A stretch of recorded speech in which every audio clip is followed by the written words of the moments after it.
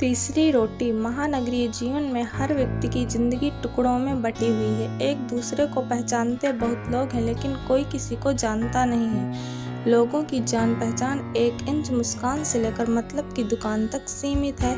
उस इंच भर के मुस्कान के आवरण में कितनी खुशी कितना गम छुपा है, यह एक राज ही बना रहता है। उसको ना ही कोई छूना चाहता है, ना ही कोई छूने देता है। शर्मा जी एक ही हैं, लेकिन मॉर्निंग वॉक वाले शर्मा जी, 955 की लोकल वाले शर्मा जी, मैनेजर शर्मा जी, मिनी के पापा शर्मा जी और अपनी पत्नी एवं सेक्रेटरी के शर्मा जी अलग हैं। All in one Sharma ji को जानने वाला कोई नहीं मिलेगा। यही यहाँ के जीवन शैली की विशेषता और व्यस्तता है। रोज की तरह तेंदुलकर मैदान में मॉर्निंग वॉक करने वालों की भीड़ जुट चुकी थी। कोई दौड़ रहा है, कोई जॉगिंग कर रहा है, कोई स्ट्रेचिंग कर रहा है, कोई वॉक एंड टॉक में व्यस्त है। यह सिलसिला सुबह 5 बजे से शुरू होकर 7:30 बजे तक चलता है। लोग अपने समय अनुसार आते हैं और अपनी सुविधा अनुसार व्यायाम करके निकल लेते हैं, लेकिन 7 बजे से 7:30 बजे तक लोग अपने मनपसंद के ग्रुप में बैठकर अपने पसंद का वक्त अपने लिए बिताते हैं। यही वो लम्हा होता है जब उनका केवल स्व उनके साथ होता है और मैं कहीं दूर खड़ा इंतजार करता है। जो लोग यहाँ भी मैं का चादर ओढ़े रहते हैं, वो आपको अकेले टहलते या किसी कोने में मुंह लटकाए मिल जाएंगे। इनमें से कुछ तो मात्र डॉक्टर के इंस्ट्रक्शन पर आते हैं और समझते हैं हम दुनिया पर एहसान कर रहे हैं। जॉगिंग ट्रैक के डिवाइडर पर ग्रेनाइट की पट्टी लगी हुई है। उसी पर लोग अपने ग्रुप में बैठकर अपने स्टेटस से इतर आनंद उठाते हैं। इन ग्रुप के बैठक को अलग अलग पॉइंट के नाम से जाना जाता है। भजन मंडली, पॉलिटिकल मंडली, स्पोर्ट्स मंडली, लाफ्टर मंडली, रोमियो पॉइंट और डॉग लवर्स। कुछ ज्ञानचंद और खबरचंद ऐसे हैं जो मौसमी पंछी की तरह हर पॉइंट पर दबते फिरते हैं, यहाँ निगलते और वहाँ उगलते हैं। मिश्रित प्रजाति के सामाजिक जंतु इस मॉर्निंग वॉक के हिस्सेदार और भागीदार हैं। एक लंबे अंतराल के बाद उपाध्याय जी तेज कदमों से चले आ रहे थे। वो भजन मंडली के प्रमुख चेहरा हैं। भजन की शुरुआत वही करते हैं। अपनी अनुपस्थिति में यह उत्तरदायित्व तो किसी को देकर जाते हैं। वो समय कितने पाबंद है कि उनको देखकर आप अपनी घड़ी का समय मिला सकते हैं। एक रिटायर्ड स्कूल टीचर होने के चलते उनकी पूरी जीवनशैली टाइम टेबल से निर्देशित होती है। आदर सब लोग उनको गुरुजी भी कहते हैं। अनुपस्थित रहने का भी प्रोग्राम पूर्व नियोजित रहता है। वो अपना कुछ समय मुंबई में, कुछ समय पैतृक गांव में और बाकी कुछ समय अपने दूसरे बेटे के पास अहमदाबाद में बिताते हैं। रिटायरमेंट के बाद उनकी जिंदगी 3 टुकड़ों में विभक्त हो गई है, जिसका वे बड़े ही प्रेम और संतुलित अनुशासन से निर्वाह करते हैं। इस मंडली में अधिकतर रिटायर्ड लोग ही हैं और अपनी जिंदगी की ढलती शाम को गहन रात्रि में बदलने का इंतजार कर रहे हैं। भजन के बाद सभी अपनी अनुभवों और वर्तमान के संघर्ष को एक दूसरे से साझा करते हैं। किसी भी जिज्ञासु के लिए इनका वार्तालाप एक जीवंत पुस्तक की तरह है। भजन मंडली को डॉग लवर्स पॉइंट के नेतृत्वकर्ता यादव जी से नहीं पटती। उनकी टीम में अधिकतर युवा पीढ़ी के लोग हैं और उनकी परिचर्या, डॉग ब्रीड, उनकी देखरेख, उनके पालन पोषण से संबंधित समस्या और निराकरण पर केंद्रित है। इस ग्रुप के लिए डॉग की दुनिया से बाहर किसी चीज का अस्तित्व नहीं है। डॉग्स के फैंसी ड्रेस प्रतियोगिता आयोजित करना, उनके लिए चिकन पार्टी रखना, उनकी खेल स्पर्धा कराना बहुत बड़ी उपलब्धि मानी जाती है। पॉलिटिकल पॉइंट का नेतृत्व गुप्ता जी के इर्द गिर्द घूमता रहता है। वो रोज कोई ना कोई विवादास्पद मुद्दा उछाल देते हैं, जिस पर ज्ञानचंदों और अपनी राजनीति प्रतिबद्धता रखने वालों के बीच बहस कटुता की सीमा तक पहुंच जाती है। लेकिन मैदान से बाहर सब ऐसे मिलते हैं जैसे कुछ हुआ ही ना हो। पीठ मुड़ते ही बात खत्म, जज्बात खत्म। अगले रोज नया मुद्दा, नई बहस। रोमियो पॉइंट के अधिकतर सदस्य दूरस्थ इलाके से आते हैं ताकि उनके पहचान वाले के मिलने की संभावना नगण्य हो। उनका आपसी व्यवहार और बातचीत लगभग अश्लीलता की श्रेणी में फिट बैठता है, लेकिन उसमें किसी का अपना बच्चा नहीं होता है और कोई भी उच्च श्रृंखला होती युवा पीढ़ी से पंगा नहीं लेना चाहता और उनकी अनदेखी करता है। इसको वो लोग अपनी स्वीकार्यता समझ बैठते हैं। रोज की तरह आज भी गुरुजी भजन मंडली पॉइंट पर नियत समय पर पहुंचे और गणपति स्तुति के बाद श्री राम जय राम शुरू हो गया। फिर हनुमान चालीसा का 2 बार पाठ हुआ। उसके बाद तंबाकू घिसने और गप का सिलसिला शुरू हो गया। लेकिन गुरुजी ने यह अनुभव किया कि आज माहौल थोड़ा गंभीर और गमगीन है। चूंकि वह 2 महीना बाद जौनपुर से लौटे हैं तो वो यहाँ की वस्तु स्थिति से अनभिज्ञ थे। उन्होंने अपने मित्र मौर्य से पूछा कि भाई क्या बात है, सब लोग गंभीर चिंता में थे। मेरी अनुपस्थिति में किसी के साथ कुछ ऊपर नीचे हुआ है क्या? मौर्य जी ने कहा कुछ खास नहीं, बस अपने पुरोहित जी जो थे।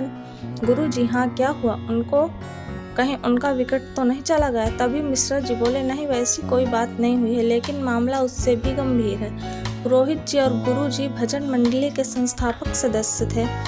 उन्हीं दोनों ने कार्यक्रम शुरू किया था। धीरे धीरे अन्य लोग जुड़ते चले गए थे, अतः गुरु जी का चिंतित होना स्वाभाविक था।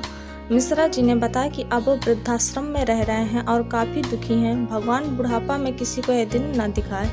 गुरुजी, लेकिन यह सब कैसे हो गया? उनकी पत्नी कहाँ चली गई? मिश्रा जी, पूरी कहानी तो उनके मौत के बाद ही शुरू हुई। पिछले महीने उनकी पत्नी का देहांत हो गया। उसके बाद वो एकदम टूट गए। अब किसी से कुछ भी नहीं बोलते। बहुत दिनों से वो नहीं आ रहे थे, तो उनका हालचाल जानने के लिए उनके घर गया तो पता चला कि उनका फ्लैट बिक चुका है और वो अब वृद्धाश्रम में रहते हैं। नए मकान मालिक को तो यह भी नहीं मालूम था। यह बात उनके पड़ोसी ने बताया। मैं उनको मिलने के लिए वहां गया, लेकिन उन्होंने कुछ भी नहीं बताया। ऐसा लग रहा था जैसे वो संज्ञा शून्य हो गए हों। अतः मुझे उनकी इस स्थिति का वास्तविक कारण ज्ञात नहीं हो पाया। कुल मिलाकर उनकी हालत बहुत दयनीय है और कारण अज्ञात है। यह सब जानकर गुरुजी बहुत दुखी हुए और कल जाकर उनसे मिलने का निर्णय किया। संयोग से अगले रोज रविवार का दिन था, अतः पूरा दिन मुलाकात का समय था। उत्तन के राम भरोसे वृद्धाश्रम में गुरुजी 10 बजे पहुंच गए। उन्होंने पुरोहित जी से मिलने का आग्रह आश्रम का देखरेख करने वाले सकपाल से किया। सकपाल ने उनके कमरे तक पहुंचने का रास्ता बता दिया। गुरुजी जब कमरे में पहुंचे तो देखा कि एक कमरे में 5 बेड लगे हैं और सभी बेड पर एक जैसा चादर और तकिया रखा था। यदि उनका रंग सफेद होता तो यह जगह हॉस्पिटल का एक वार्ड जैसा लगता। रूम में घुसते पुरोहित जी का बेड दिख गया। वो आंखें बंद कर तकिया के सहारे अर्धलेट अवस्था में पड़े थे। गुरुजी उनके बिस्तर के करीब जाकर कुछ देर उनको देखते रहे और वो उसी अवस्था में पड़े रहे। गुरुजी ने जब उनका नाम लेकर अभिवादन किया तो उनकी तंद्रा भंग हुई।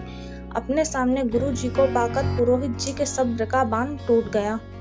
वो उनसे लिपटकर छोटे बच्चे की तरह फपक कर रो पड़े। गुरुजी ने भी उनको जी भर कर रोने दिया ताकि उनका मन हल्का हो। उनके बगल के बेड वाले बंगेरा ने कहा, तुम औरत के माफिक क्यों आंसू बहा रहे हो? अभी तक अपनों के लिए जिया, अब अपने लिए जीना सीखो। लगता है यह तुम्हारा दोस्त है। तुम उसको लेकर क्राइम पॉइंट पर चले जाओ और उससे बात करके अपना मन हल्का कर लो। यहाँ पर तुम्हारी बात सुनकर दूसरे लोगों के मनोबल पर असर पड़ेगा। फिर गुरुजी का हाथ पकड़कर वो बाहर आकर गार्डन में बरगद के पेड़ के नीचे रखे बेंच पर बैठ गए।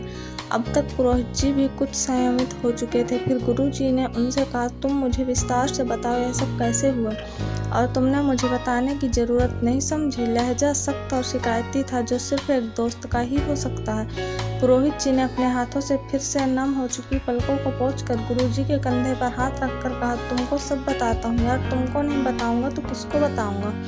मेरे साथ जो भी हुआ वो मैंने किसी के साथ साझा नहीं किया है। गुरुजी ने कहा, बता दे यार, तुम्हारा भी मन हल्का हो जाएगा और मेरे से जो भी होगा मैं तुम्हारी मदद करूंगा। पुरोहित, तुम्हारे जाने के कुछ दिन बाद मेरी पत्नी की तबीयत अचानक बहुत खराब हो गई और उसको ICU में डालना पड़ा, लेकिन वो मुझे हमेशा के लिए छोड़कर चली गई। बेटा बहू से मिलने की इच्छा भी पूरी नहीं हुई।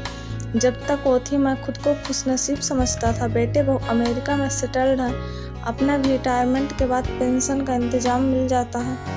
कोई कठिनाई नहीं थी। बेटा बहू अमेरिका से आ और उसकी क्रियाक्रम तक ठहरे। इस बीच उनका व्यवहार बहुत ही अच्छा था। उन लोगों ने मुझे इस बात के लिए मना लिया कि मैं भी उनके साथ अमेरिका चलकर रहूं। पासपोर्ट तो पहले से ही बना हुआ था। बेटे ने वीज़ा भी निकलवा दिया। फिर ऐसा क्या हुआ कि पुरोहित जी वृद्धाश्रम पहुंच गए? जानने के लिए देखें इस कहानी का पार्ट 2। आगे की कहानी आपको पार्ट 2 में मिलेगी। अगर आप इस कहानी को पूरा सुनना चाहते हैं तो कमेंट में पार्ट 2 लिखें। जितने ज़्यादा कमेंट होंगे हम उतनी जल्दी इस कहानी का पार्ट 2 बनाने की कोशिश करेंगे। और अगर आपको वीडियो पसंद आया हो तो प्लीज़ वीडियो को एक लाइक, और चैनल पर नए हो तो चैनल को सब्सक्राइब कर बेल आइकन को ऑल पर सेट कर लें, जिससे हमारे आने वाले वीडियो का नोटिफिकेशन सबसे पहले आप तक पहुंचे। और हाँ, कमेंट में ज़रूर बताएं आपको कहानी कैसी लगी। Thanks for watching. Please like and subscribe. जय हिंद, जय भारत।